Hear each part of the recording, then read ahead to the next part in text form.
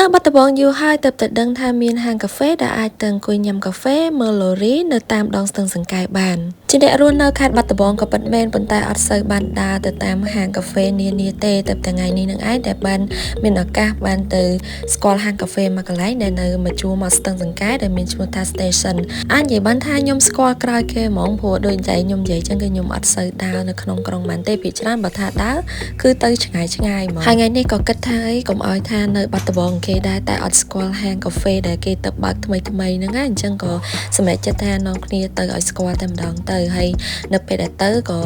មានអារម្មណ៍ថារៀងប្លែកតិចដែរដោយសារតែគេរៀបចំបែប vibe ធម្មជាតិមានផ្សែងមានអីអញ្ចឹងនិយាយទៅហាងមើលទៅសាមញ្ញប៉ុន្តែសម្រាប់ខ្ញុំគឺខ្ញុំចូលចិត្តបែបសាមញ្ញអញ្ចឹងមើលទៅស្ងប់ស្ងាត់ល្អនៅពេលដែលយើងដើរចូលទៅដល់ចឹងមានធម្មជាតិមានផ្សែងបាញ់មកគឺមានអារម្មណ៍ថាស្រស់ស្រាយក្រៅពីការរៀបចំបែបធម្មជាតិហើយនៅមួយផ្នែកទៀតក៏គាត់រៀបចំបែបមានតាំងជាគំរូប្លង់ឲ្យយើងមើលអញ្ចឹងប៉ុន្តែមិនមែនជាប្លង់ហាងទេជាលក្ខណៈប្លង់អីផ្សេងអញ្ចឹងមានប្លង់ផ្ទះមានប្លង់អគារអីអញ្ចឹងទៅ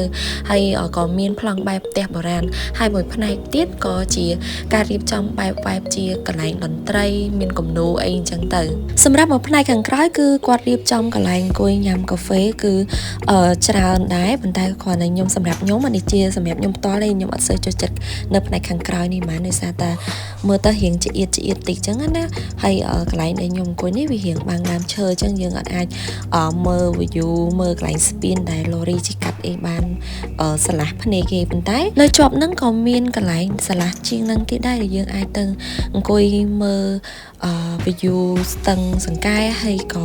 អាចមើលឃើញឡូរីជីកាត់ផងដែរហើយកន្លែងនេះគឺជាប្លង់ដែលខ្ញុំចូលចិត្តនៅពេលដែលទៅអង្គុយទៅគឺមានអារម្មណ៍ថារៀងស្រស់ស្រាយខ្លាំងព្រោះវារៀងស្រឡះជាកន្លែងដែលខ្ញុំអង្គុយមុនហ្នឹងណាហើយយើងអាចអង្គុយមើលទិដ្ឋភាពទឹកដងស្ទឹងសង្កែហើយមួយវិញទៀតគឺអាចអង្គុយមើលឡូរីជីកាត់នឹងមកផងដែរ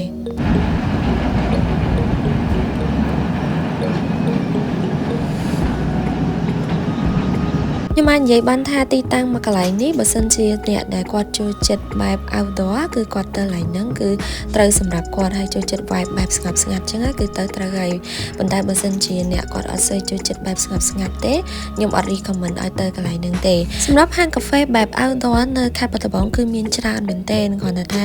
នេះខ្ញុំទៅថតបានមួយកន្លែងចឹងណាខ្ញុំសង្ឃឹមថាខ្ញុំនឹងមានពេលទៅនឹងអាចទៅថតកន្លែងផ្សេងទៀតឲ្យអ្នកទាំងអស់គ្នាទស្សនាចឹងសម្រាប់ថ្ងៃចុងសប្តាហ៍របស់ខ្ញុំនៅក្នុងសប្តាហ៍នេះគឺខ្ញុំអត់បានទៅណាទេគឺបានទៅហាងកាហ្វេមួយនឹងឯងចឹងអរគុណច្រើនសម្រាប់ការទស្សនាជួបគ្នានៅវីដេអូក្រោយជម្រាបលាបាយ